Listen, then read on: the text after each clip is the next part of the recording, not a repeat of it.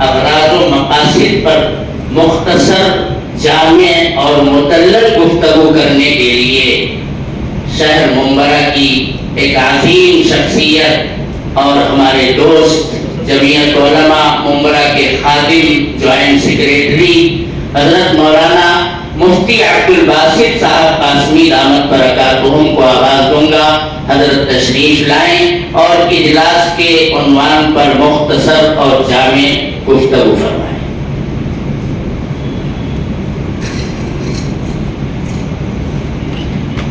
अस्सलामु अलैकुम वरहमतुल्लाहि वबरकातुहू। अल्हम्दुलिल्लाहि रब्बिल आलमीन वस्सलातु वस्सलामु अला सय्यिदिल मुरसलीन व अला आलिहि व सहबिहि अजमाइन। अम्मा बअदु फ़अऊज़ु बिल्लाहि मिनश शैतानिर रजीम। बिस्मिल्लाहिर रहमानिर रहीम। व अन्नल मसाजिद लिल्लाहि फला तदउ मअल्लाहि अहदा। सदक़ल्लाहुल अज़ीम। सदर जलसा आली क़द्र जनाब हज़रत मौलाना हलीमुल्लाह साहब दामत बरकातुहुल आलिया, स्टेज पर रौनक़ अफ़रोज़ उलमाए किराम, मुख्तलिफ सियासी समाजी तंजीमों के सरबराहान, मुअज़्ज़िज़ीन शहर और बरादरान इस्लाम, वक़्फ़ तरमीमी बिल और उसके मुज़िर असरात इस जलसे का उन्वान है। हिंदुस्तान के अंदर मुसलमानों की इज्जत व आबरू, उनकी माशी तालीमी तहफ़्फ़ुज़ात के लिए मुग़लिया दौर और उससे पहले और उसके बाद और आज तक मुसलमानों का ये सिलसिला रहा है कि वह अपनी ज़मीन व जायदाद को अल्लाह के लिए वक़्फ़ करते हैं कि ये अब हमारी मिल्कियत से निकल करके अल्लाह की मिल्कियत में दाखिल हो गई। और इससे तमाम मुसलमानों को, चाहे मुसलमानों की मसाजिद हो, मदारिस हो, माशी मसाइल हो, तालीमी ज़रूरियात हो, उससे उसकी तकमील की जाए। सबसे पहले हिंदुस्तान के अंदर मुस्लिम हुक्मरानों के ऊपर जो अंग्रेजों का तसल्लुत हुआ, बंगाल की सरजमीन पर जो सुकूत इस्लामी हुकूमत मुसलमानों की हुकूमत का हुआ और साल गुजर जाने के बाद ईस्ट इंडिया कंपनी ने बंगाल के मुसलमानों की हालात कमजोर होती नहीं देखी। उनकी तालीमी तरक्की, उनकी कामयाबी हुकूमत के खत्म हो जाने के बाद, छिन जाने के बाद भी आला हाल ही बरकरार थी। मैं उनकी तफसीलात तारीख बतारीख बयान करने नहीं आया हूँ, मुख्तसरन वक्फ की इफादियत पर अर्ज करना है। उस वक्त एक जायजा कमेटी अंग्रेज गवर्नर ने बनाई कि मुसलमानों की हुकूमत नहीं है, बादशाह खत्म हो गई है, उसके बावजूद मुसलमानों के तालीमी इदारे, उनके माशी इदारे मुसलमानों के लिए अलाहाली किस बुनियाद पर काम कर रहे हैं। तो कई दिनों की और कई महीनों की सर्वे के बाद में उस कमेटी ने गवर्नर को रिपोर्ट पेश किया कि ये मुसलमानों ने, उनके आबा व अजदाद ने जो औकाफ छोड़ी थी, उनके जरिए से इन तालीमी इदारों के अखराजात पूरे हो रहे हैं, जिनसे दीनी दुनियावी असली तालीम वो हासिल कर रहे हैं। इसी तरीके से इनकी आमदनियों से उनकी माशियात का और उनकी कारोबारी हालात को बेहतर बनाया जा रहा है। चुनांचे अंग्रेजों ने उसके बाद में मुसलमानों की औकाफ को छीनना शुरू किया और उसके ऊपर कब्जा करना शुरू किया, और उसके चंद सालों के बाद रफ्ता रफ्ता मुसलमानों के हालात बुरी होती गई।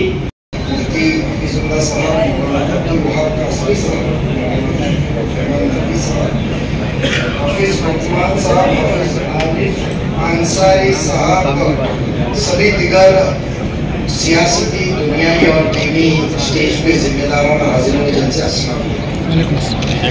बेशक बहुत ही जज्बाती बातों के सिलसिले में है।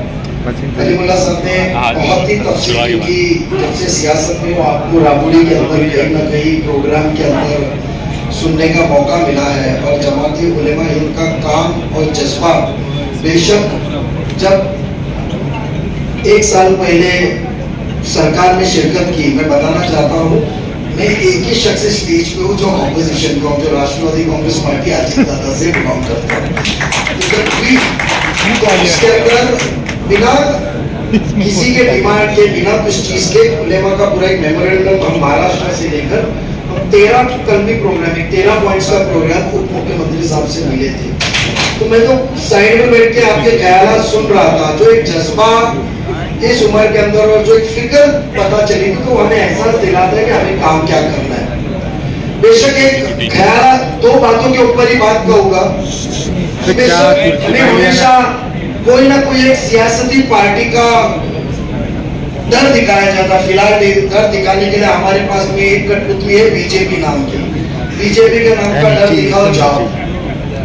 एक सच्चाई है कि हमेशा मुसलमानों को और अकलियत के लोगों को और उनके मसले मसाइल के साथ साथ उनके जो हक की चीजें, वक्फ के जमीनों है, उसके साथ खिलवाड़ हमेशा हर सरकार ने की है। जब अंतरिया की परमिशन दी गई थी तो वक्फ बोर्ड के चेयरमैन डॉक्टर मरहूम M.A. अजीज साहब थे। मुख्यमंत्री कौन थे? कांग्रेस के। सरकार दिल्ली में कौन थी? कांग्रेस में। आज मराठवाड़ा में जाओगे तो मराठवाड़ा के अंदर सबसे ज्यादा अतिक्रमण यानी इंक्रोचमेंट, बड़े मॉल, मल्टीप्लेक्स वक्फ की जमीन पे किसका है? तो वो भी कोई ना कोई नेता जो फिरका परस्त पार्टी से डिमांड नहीं करते, दूसरा है। तो वो बीजेपी हो या कांग्रेस हो, जो आपने कहा शुरुआत भी, हमको तो इत्तेहाद के साथ एक होके रहना है कि हमको हमारी लीडरशिप और हिस्सेदारी को कैसा किया जाए। क्योंकि कोई भी मोमिन होता है वो हक के लिए लड़ता है, अपने कौम के लिए, अपनी शरीयत को प्रोटेक्ट करने के लिए लड़ता है। पिछले हफ्ते पहले उसका आपके मजमून में, तो पिछले हफ्ते पहले इसी तरीके का एक प्रोग्राम हो रहा है, मौसम में हुआ था, मुझे भी बुलाया गया था। मैंने ख्याल पेश किया था कि बहुत प्री मैच्योर है, JPC में उस तरीके का पेश किया था। क्योंकि उस प्रोग्राम में मैं कुछ तरबियत चाहता था, मैं कुछ सीखना चाहता था कि आप उलमाओं की तरफ से कुछ हमको राह मिले। मगर वहां था बयानात बीजेपी के मुखालिफत के बयानात थे। आज बहुत शुक्रगुजार हूं, मैंने वो पर्ची फोल्ड करके इंग्लिश में, लेकिन मैं माजरत चाहता हूं, मैं गवर्नमेंट स्कूल से इंग्लिश में जो थी ट्रांसलेशन लिया। ये आज जो फिक्र मिल्लत का जमा है, तो उसके अंदर आपने जो किया, ये हम जैसे छोटे पौधे में रहने वाले सियासत के लिए भी बहुत बड़ी चीज है। और जैसे शहरिया का मामला होगा तो उसके अंदर कोई भी मोमिन हो, कोई भी ओहदे को इतना मरा हुआ मुर्गा नहीं है कि वो अपने उस ओहदे पे रहेगा, कुर्बान करके चलेगा। ये हमारा वादा है। मैं एक ही आखिरी बात आपको कहूंगा, उसके पहले मैं बयान करूंगा कि मुझे खुसूसन मैंने आने के पहले बातचीत की तो हमारे राष्ट्रीय नेता अजीत दादा पवार साहब ने खुसूसन आपका नाम ले, क्योंकि वो बीमार थे, पर आपसे बात हुई थी। उन्होंने मैसेज देने कहा है कि मैंने 2 रोज पहले बांद्रा में मिल्लत के सामने खुल के बयान किया था, और ये मैसेज है कि हम कोई भी, भले हम 31 नहीं चुन के गए महाराष्ट्र से, एक गया ना, एक गए, बट फिक्र और निर्णय इंपॉर्टेंट है। तुम फैसला क्या लेते हो, किस राह पे चलते हो। उन्होंने कहा है कि हम उलेमाओं के साथ मिलके, जिम्मेदारों के साथ मिलके मुस्लिम जमात के खिलाफ छोटा सा भी शक उमारेगा तो सरकार कोई भी फैसला लेंगे, हम उसकी मुखालिफत करेंगे। वो मौलाना सैयद अशरफ, मौलाना अलीमुल्ला, सभी मौजूद हज़रात, अस्सलाम वालेकुम। मुझे बड़ा फख्र होता है जब उलेमा मुझे किसी प्रोग्राम में बुलाते हैं, क्योंकि मैं इतिहास का एक बड़ा अभ्यासक हूं। संगे आजादी की पहली लड़ाई 1857 में नहीं हुई थी, 1803 में हुई थी। जो पहली बार उलेमाओं ने अंग्रेजों को कहा था कि ये देश छोड़ के चले जाओ। ये तो इतिहास में लिखा गया है कि 1857 में लड़ाई हुई, पर 1857 का इतिहास जब भी लिखा जाता है तब ये कहा जाता है कि कलकत्ता से लेकर दिल्ली तक ऐसा एक भी पेड़ नहीं था जहां पे उलेमाओं की लाशें लटकी हुई नजर नहीं आती थी। तो उलेमाओं का योगदान जो है हमारे आजादी में वो किसी से कम नहीं है। वक्फ बोर्ड के मामले में अंग्रेजों ने कई बार कुछ कहा, लेकिन कभी हाथ नहीं लगाया। नेहरू जी के राज में 1954 में ये प्रॉपर्टी के लिए वक्फ बोर्ड बनाया गया, कुछ खामियां थी उसकी, ये नहीं कहते पूरा मजबूत सील पैक था, लेकिन जो भी बनाया, जैसी चर्च की प्रॉपर्टी है, वो चर्च को मैंने मैनेज करने को दी, जहां पे कॉन्वेंट स्कूल बने, हॉस्पिटल्स बने, जो कुछ बना हमारे अल्लाह की जमीन के ऊपर मदरसे बने, कॉलेजेस बने, स्कूल्स बने, हॉस्पिटल बने, यतीमखाने बने, जो कुछ समाज के लिए चाहिए वो बनता गया। ये समाज के हित में था। हर समाज में 10-15 गुंडे तो होते ही है जमीन पे कब्जा करने वाले। ये भाई साहब यहाँ बैठे हैं, इनके जमीन थी, इनके नहीं बोल सकता, वक्त ये जमीन थी, उससे बड़ा झगड़ा चल रहा था। मुझे चंद दिनों के लिए वक्त का प्रॉपर्टी का मिनिस्टर बनाया गया और ये इनकी फाइल मेरे सामने आ गई। करूं तो क्या? मैंने 3-4 लॉयर्स को बुलाया, हम लोग वहां बैठे। बंबई की सबसे बड़ी और सबसे महंगी जमीन वो है, हमारे अंबानी साहब को छोड़, उसके ऊपर बात में आता हूं। बड़े तगड़े लोग एक दूसरे से भिड़ रहे थे, तब मैंने उसमें फैसला लिया कि हर कलेक्टर को लिखा जाए कि वक्फ की अगर प्रॉपर्टी है तो 7/12 पे ऊपर वक्फ डाल दो, once a Waqf always a वक्फ, आप बेच नहीं सकते।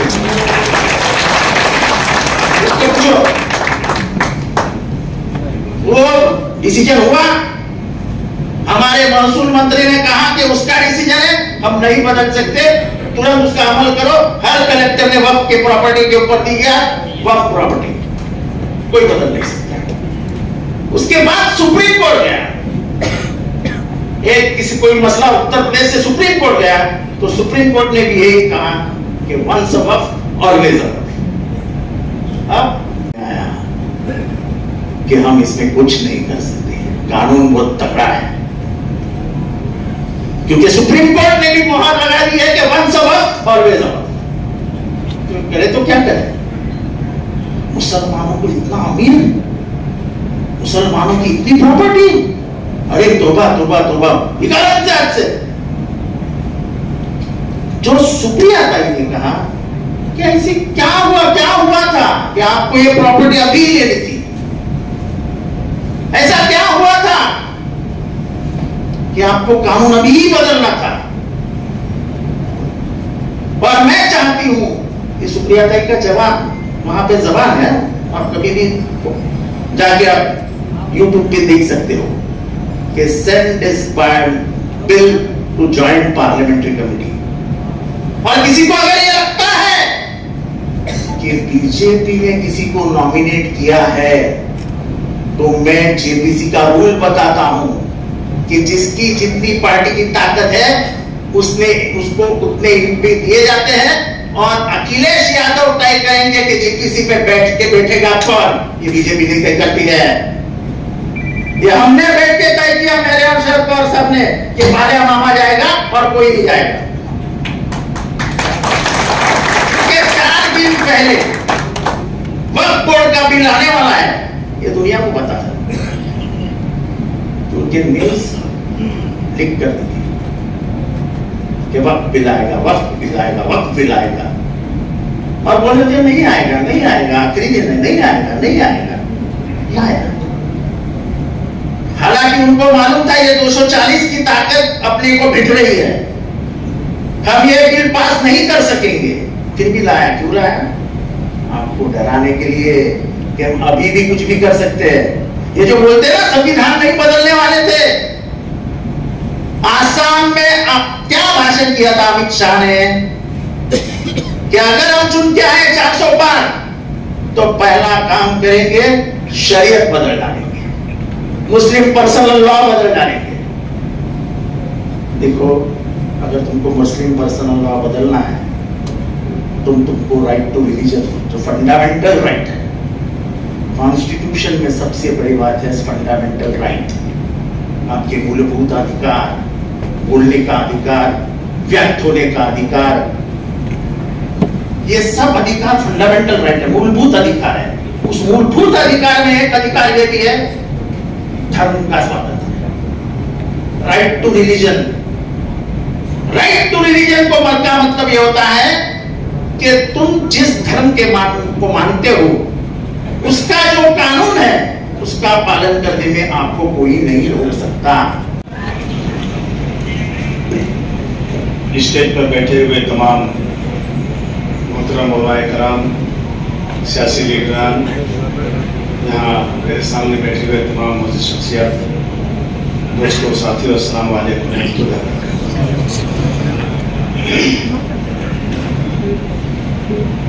इस बिल को लाने का एक ही मकसद है कि मुसलमानों को किस तरह से तकलीफ में डाला जाए।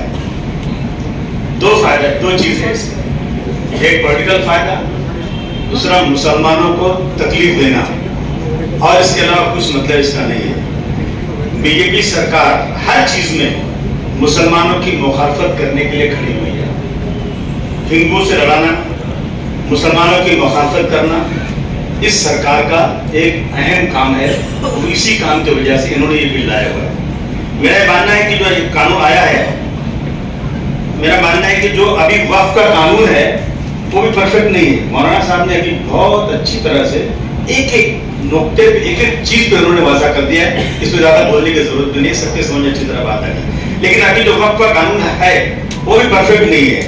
आप जो है वक्फ की जमीनों को कब्जे से निकालना नहीं निकाल पा रहे हैं। जो अभी वक्फ कानून उस वजह से निकल नहीं पा रही जमीनें। वक्फ बोर्ड की आमदनी बहुत कम है, जीरो है, और वो उसको बढ़ा भी नहीं पा रहे हैं। ये सच है कि हिंदुस्तान में जमींदारी वक्फ की तीसरे नंबर पर है।